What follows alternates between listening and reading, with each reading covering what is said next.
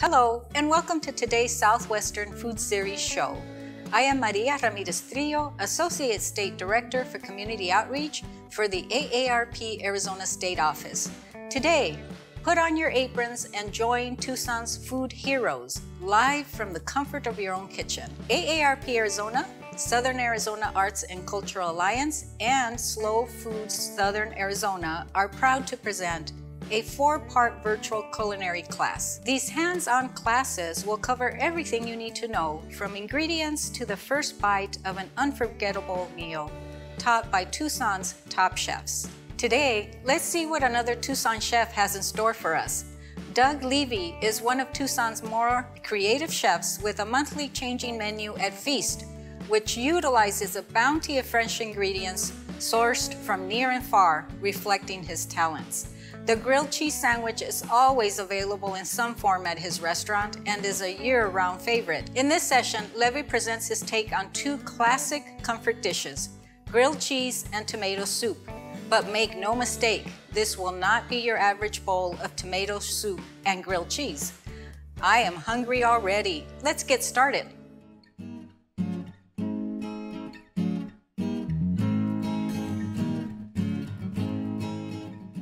Hi, I'm Doug Levy, the chef and owner of Feast. It's troubling times, and I thought we would make something comforting. I can't think of better comfort food than grilled cheese sandwich and tomato soup, which everyone knows how to make, but we are going to make ours a little differently, make it a little more fun, make it a little more interesting, and with any luck, it'll be enjoyable. So I'm going to start with a mirepoix of vegetables, that is to say, a diced up little bit of carrot, celery, and onion. Nice aromatic vegetables to kind of give our soup a little richness and a little character and a little complexity.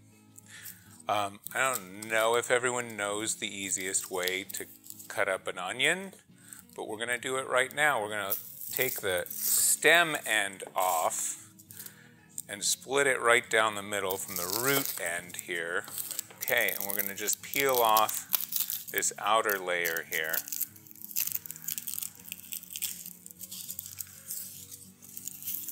When I slice it, I'm not going to go all the way through the back of the onion. See how I'm leaving it all attached at one end? And that's just going to be more convenient for me. It's going to keep it from splaying out all over the cutting board while we're working. And then when I come at it from the other end, it just falls into a nice, neat dice. And again, just cutting, leaving it intact back here in the back half of the onion.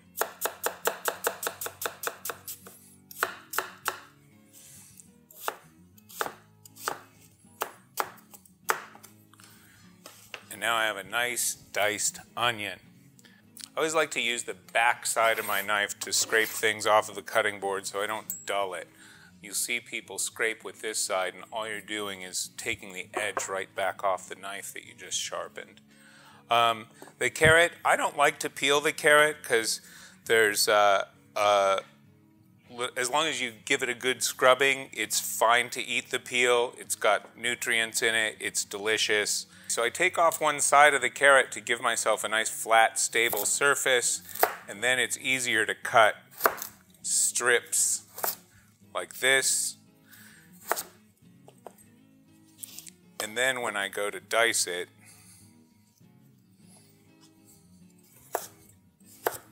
it's quicker and easier.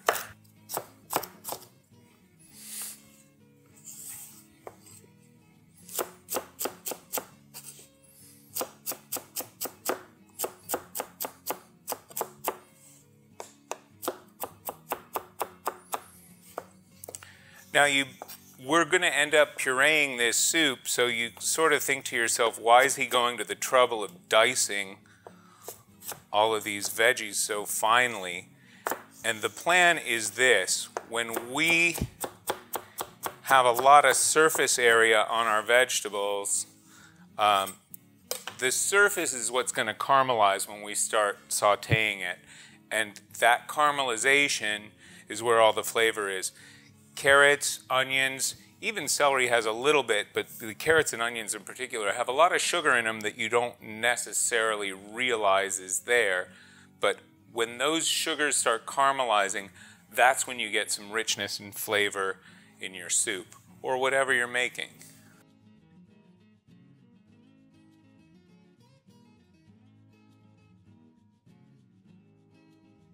I've got a rib of celery that I'm going to do the same thing to.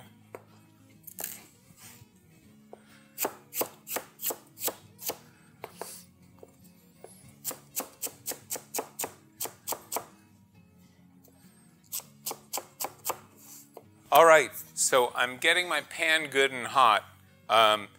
We're just making a small batch here, but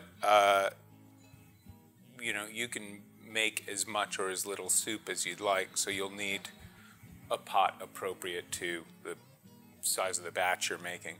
I want to get the oil good and hot, but I'm using olive oil here, which has kind of a medium smoke point. So I don't want to put the oil in too soon and let it start smoking.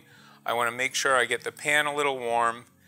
Then I'm going to add a little bit of olive oil.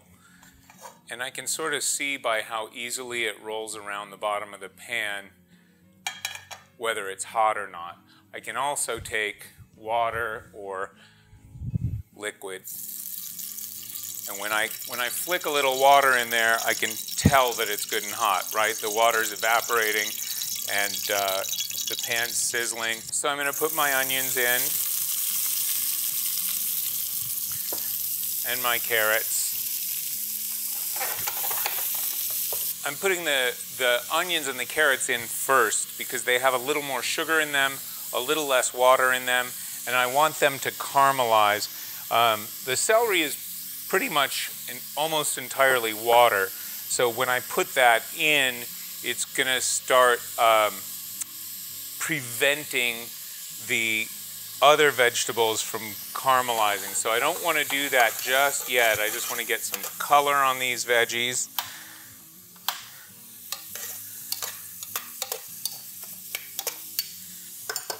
And that's going to take a minute or two. So once I see a little bit of color on the onions and the carrots and they start wilting a little bit, and what water they've released is evaporated out of the pan, I'm going to add the celery, do the same thing. Again, I'm not going to really see much color on the celery. It's mostly just going to wilt. But it's got that nice vegetal flavor that it's going to add as kind of like an underpinning to the soup.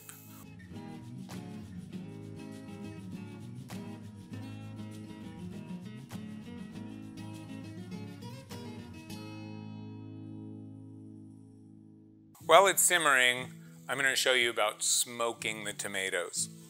We're using canned tomatoes here for a couple of reasons. Number one, they're consistent. We don't have to worry about ripeness. They're harvested at ripeness and canned. I also like that they're already peeled, and we'll get into why that's important in a minute. But the first thing I'm going to do, and the third thing I like is that they're packed in their own juice, so we're going to use the juice as well. The first thing I'm going to do is just crush these a little bit. So I'm straining them, saving that juice, but crushing these tomatoes. And here's why. Again, it's the same question as we had with the vegetables. We're trying to create as much surface area on the tomatoes as we can. And the reason that's important, and the reason it's important that the tomatoes are peeled, is they're going to hold on to that smoky flavor.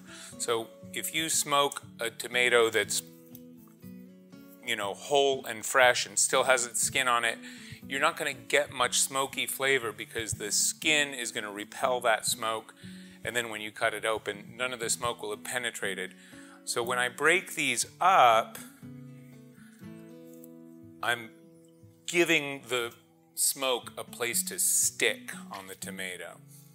I realize that not everyone has a big industrial smoker at home, but you can make a smoker on your stove top as long as you disable your smoke alarm or you have a good exhaust fan. And all I'm going to do is take this big stock pot. I'm going to line it with aluminum foil so that I don't have to worry about the bottom of it and cleaning it. And then I've got some wood chips here that I've soaked in water. And I'm just going to put a few wood chips in the bottom. Soaking it in water just makes them last a little longer as it smokes. And what I'm going to do is transfer these tomatoes to something with a hook on it, whether it's a strainer or a pasta colander, because I want it to hook into the pan, right? And then I'm going to spread the tomatoes out so that they absorb some of that smoke. And fire it up.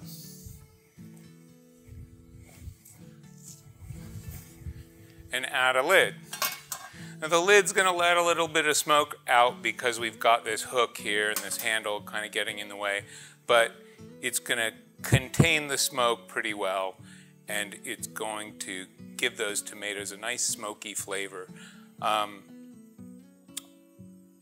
like to use alder wood or apple or cherry. I find that hickory and mesquite are really great for smoking meats because it's a nice, bold, strong flavor, but it's a little too much for vegetables. So I like alder, and that's what we're going to smoke the tomatoes with. Okay, so my veggies are just about done caramelizing. I've got a little flavor in there. When you caramelize vegetables, all those sugars I was talking about, some of them are going to remain with the vegetables, but some of them are going to stick to the bottom of the pan, and that's what we're after, is all that good sticky caramelized goodness at the bottom of the pan. But the question is how to incorporate that into your soup, and the answer is deglazing. So I'm going to take all this tomato juice that we saved from before and pour it in. And what that tomato juice is going to do is release all that burnt brown stuff at the bottom of the pan into the soup. So we're going to get this nice rich flavor here. I don't want it to be all tomato and super tomatoey, so I'm going to add some stock to mine. If you choose, you can deglaze with the stock every bit as well as you can deglaze with the tomato juice, but I just don't want it to taste entirely like a Bloody Mary. So I'm putting a little chicken stock in mine. If you're a vegetarian, you can use vegetable stock. If you really want to make it serious and dark, you can use veal stock or beef stock, but that's the plan. I'm also going to put some herbs in here. I've got some fresh thyme, and thyme is kind of a pain to pick. These teeny tiny leaves are really difficult to get off of the stem, and so really, quite frankly, because this is all going to be pureed, it doesn't matter what happens with these stems. So I'm just going to throw the thyme in as it is and let that flavor be pulled into the soup, and then we're going to puree it and strain it. So if there are any little twigs, any little bits of stem, we'll be catching those when we strain the soup. Okay, our tomatoes have been smoking for a little bit, and with any luck, we get this good burst of smoke, that alder kind of permeating the tomatoes, and that's what's going to infuse that smoky goodness into our soup. Even though we're smoking the tomatoes in their entirety, we've still got all this broth and tomato juice and veggies that aren't smoked, because we don't want it to be a smoke bomb. But I'm going to take these guys and add them to my soup and simmer it a little longer. Stir them in, kind of diffuse that smoke throughout the soup.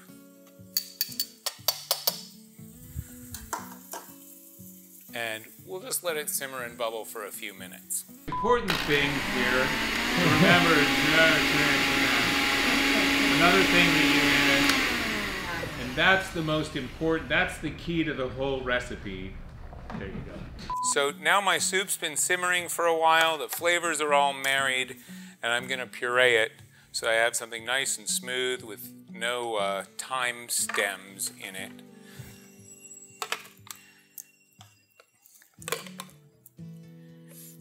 And this is also a point at which I can taste it and decide, does it need anything? The tomatoes give it a lot of acidity, so you might want to add a little cream at that point. Maybe you don't, maybe you like yours a little brighter. The choice is yours.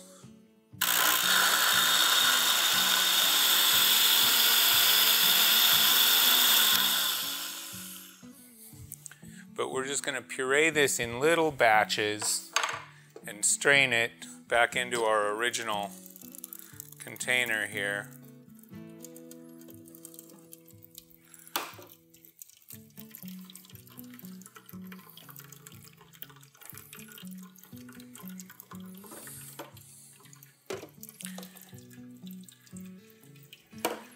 And I'm going to press it through this sieve just really gently.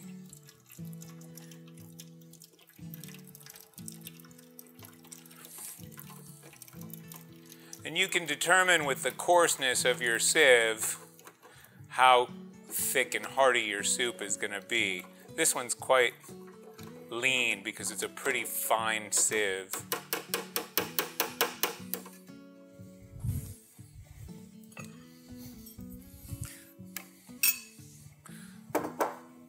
So we're giving up all this fibrous stuff here.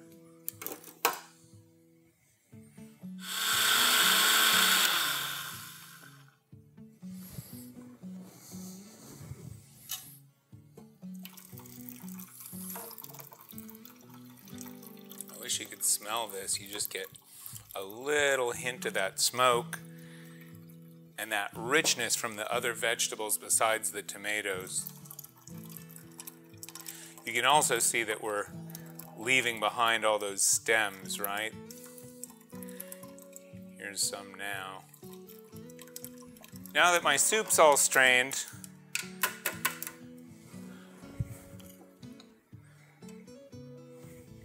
I can put it back into the pan because as you can see, it's the tiniest bit thin, so I'm just going to reduce it a little bit.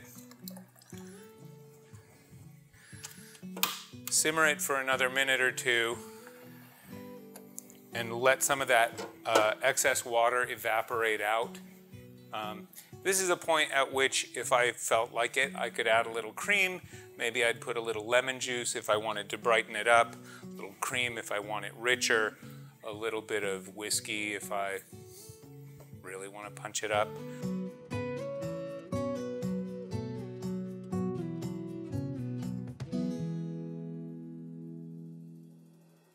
Now we're going to make our grilled cheese sandwich. I've got this big chunk of raclette cheese here. Raclette's a Swiss cheese. It tastes fairly similar to Gruyere, but whereas Gruyere is something you make fondue out of, you melt in a pot with some alcohol. Raclette is traditionally sliced and then heated from the top. It sort of goes into this raclette melting machine where there's a flame above it and you melt it on a little paddle and then spread it on bread. So it's a really nice melty cheese. It really melts well for the sandwich. I've grated it to help it melt even more quickly and evenly. We're going to put onions in ours, and so I've got some of those onions that I cut up earlier for the soup, and I'm going to start caramelizing them. So again, I'm gonna warm up a little olive oil. So we're gonna caramelize these onions. And I'm just gonna put that olive oil in the pan again, a little bit of salt and pepper. Not too much because the cheese is gonna be kind of salty. And I'm gonna saute these, get a little color on there, and turn the heat way down and let them caramelize. Now that we're starting to get a little bit of color around the edges, we don't want to char these, we just want to caramelize them. So we're going to turn the heat down and just let them simmer very slowly. And that's going to caramelize those sugars. The leek is going to give us a second kind of onion flavor, so we're looking for layers of complexity here. Leeks grow just like a regular onion, but they're packed in mud, which is why they don't get any light here and they don't produce chlorophyll down here. So this white part has a really subtle, not super vegetal, kind of sweet flavor. The problem with packing these things with mud when they grow is that it gets caught between the layers. So they need a thorough washing. We're going to ignore that and only use this end of the leek, so it won't matter. It doesn't need the thorough scrubbing that this needs. And I don't want much, but I'm going to cut them really fine. And then I get this nice, thin, sort of silky leek that's subtler in flavor than a yellow onion. And I'm just going to mix it right into my cheese.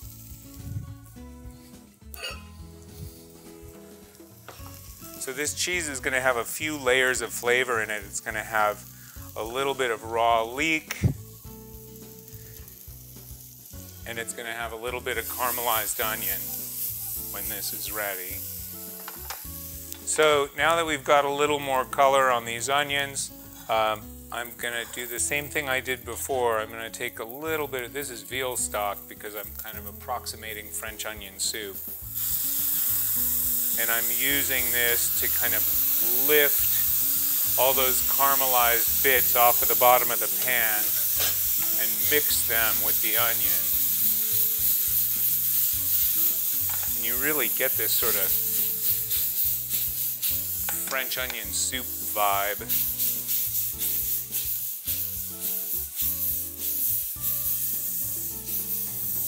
And now we've got these nice coated onions that I'm going to mix right in with our cheese. And we're ready to make our grilled cheese sandwich. You can use any bread you like. We happen to make our own sourdough here, so I'm going to use that. And it's great sandwich bread. It's nice and firm. And I'm going to fire up this saute pan. I'm going to butter the bread. And then I'm not even bothering putting any butter in the pan. Well, I might put a few drops of oil because I don't want this next mystery ingredient to stick. So I've got some butter here, and if you just want a buttery crust on the sandwich, so be it. But I thought it would be fun to take a dry cheese like Parmesan and sprinkle it on and sort of pack it onto the butter.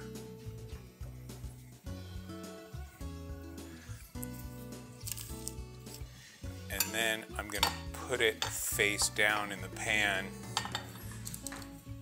as soon as this butter melts, so that not only do I get cheese on the inside of my sandwich, I get a little bit on the outside as well, and it's all crispy and delicious. So here goes, face down, and the other side. I'm going to drop a little more butter in the pan just to kind of go under the edges of the bread, keep any of that cheese from sticking. It's a non-stick pan, so it shouldn't be a big deal. Then I'm going to take my mixture of raclette and caramelized onions and raw leeks, and just put it right on top here.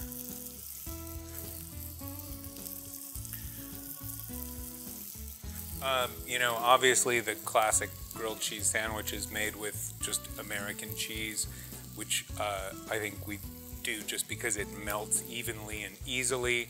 I know raclette is a little bit animal and a little bit stinky, so it's not for everyone. But other cheeses that melt really well, Fontina is great. Havarti is a really melty cheese, and those are milder cheeses. The Fontina's actually got a little bit of an acidic bite to it. The Havarti's really soft and mild, and you can choose your cheese accordingly. I'm going to take a look and see where we are here. Let me give it another minute and get a little more color on this sandwich.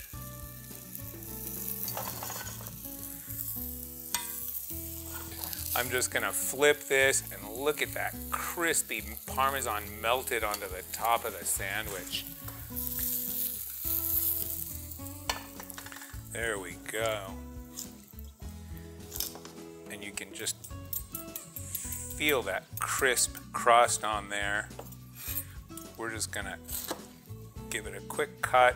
The cheese, as you can see inside, is all melty and delicious and stringy and beautiful. All right, I've got a nice warm plate and bowl so they don't pull all the heat out of my soup and my sandwich, because that's where half the comfort comes from, is the fact that this is a nice hot meal. There's my smoked tomato soup.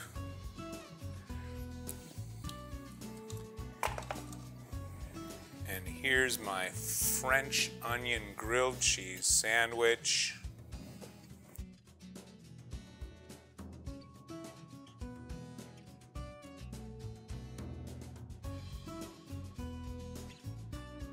There it is, our smoked tomato soup and French onion grilled cheese sandwich. You can find the recipe in the description below the video, and I invite you to feast anytime. Thanks.